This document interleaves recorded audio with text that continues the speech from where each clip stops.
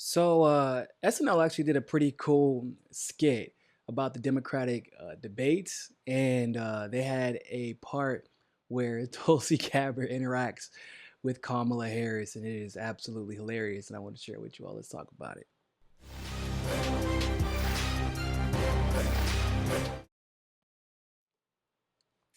All right, so really quick, let's check out this clip between Tulsi Gabbard and Kamala Harris on SNL. And let's introduce underdog candidate and tonight's villain, Tulsi Gabbard. Thank you, Rachel.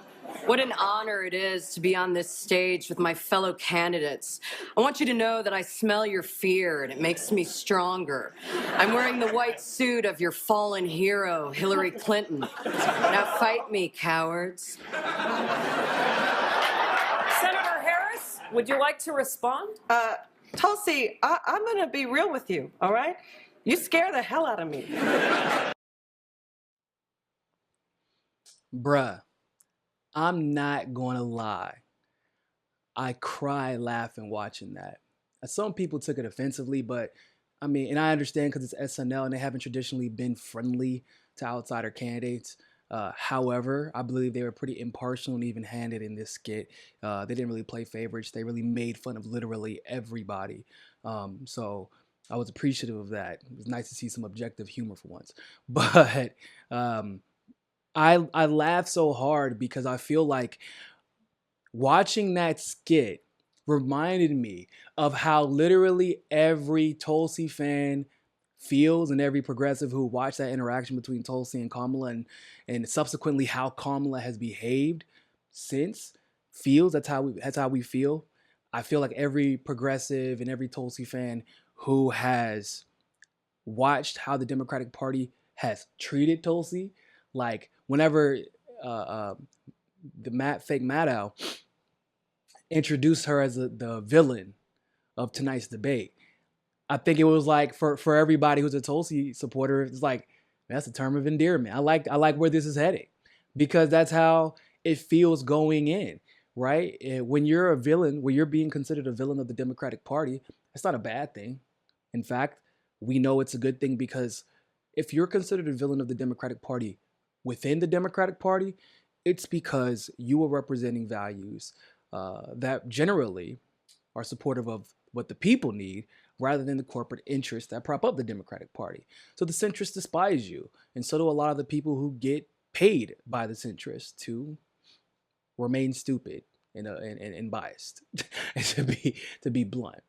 Now, when she's I'm wearing the suit of your fallen hero, Hillary Clinton. Bruh, I cried. I was laughing so hard because it's true. And I didn't even know about this until I actually read a sexist New York Times article. And then I read another piece about how the same author of that New York Times article, once again, misogynistically critiquing Tulsi over her white suit, actually praised Hillary Clinton for wearing almost the exact same suit. So it was hilarious. And of course, as you know, the build up to between Tulsi and Hillary up until this point could not have been ignored. I'm glad they touched on that. And then when she said, "Come fight me, cowards," yeah, that's kind of how it feels. That's when they're avoiding her, not asking her any questions, just doing. I mean, for those of you who don't know, she had her hand raised during the entire debate. That's how much she was trying to get. I mean, not the entire debate, obviously, but a lot of the more controversial parts of the debate where she wasn't allowed to speak, she had her hand raised. So it's like, hey, I'm giving you all an opportunity. If you want to smear me, here's your opportunity. But they won't even do that because every time they try that, we've seen how that story ends. Speaking of which, the part where she's like, "I'm gonna be honest with you, Tulsi, you scare the hell out of me." Yo, real talk. I feel like, even though they didn't mean to, I feel like that was like the end of Kamala's campaign. Like that was the stamp. Even though they clearly, like everybody saw the debate, everybody knows what Kamala tried to do. But when SNL, because they could have easily, if they thought that Kamala had gotten the upper hand, they could have flipped it, made it look like Kamala had the upper hand. And that's not what happened. What they did was portray it how they believe most of the people see the relationship or the altercation between Tulsi Gabbard and Kamala, which is Kamala is terrified of Tulsi for obvious reasons. And she isn't the only one, by the way. And it would be interesting to see how that's going to, as the storyline, quote unquote, develops, if they start touching on the fact that everybody is all the establishment anyway, is in some way terrified of Tulsi.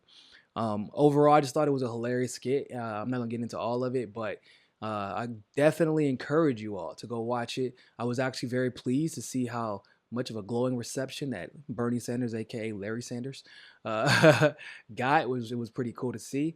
Actually, Andrew Yang got a lot of cheers as well, so it kind of lets you know which way, generally, the popular narrative is leaning. Even Tulsi got a lot of cheers, which I was kind of surprised at with that type of crowd, So I would love to know what your thoughts are about this. I just wanted to share this with you because I know somebody out there needed a good laugh, and this was definitely it. This is definitely a good laugh to get. So that being said, ladies and gentlemen, thank you all so much for tuning into that to that segment of Mikasa Sukasa. And always remember, more than anything else, find your balance.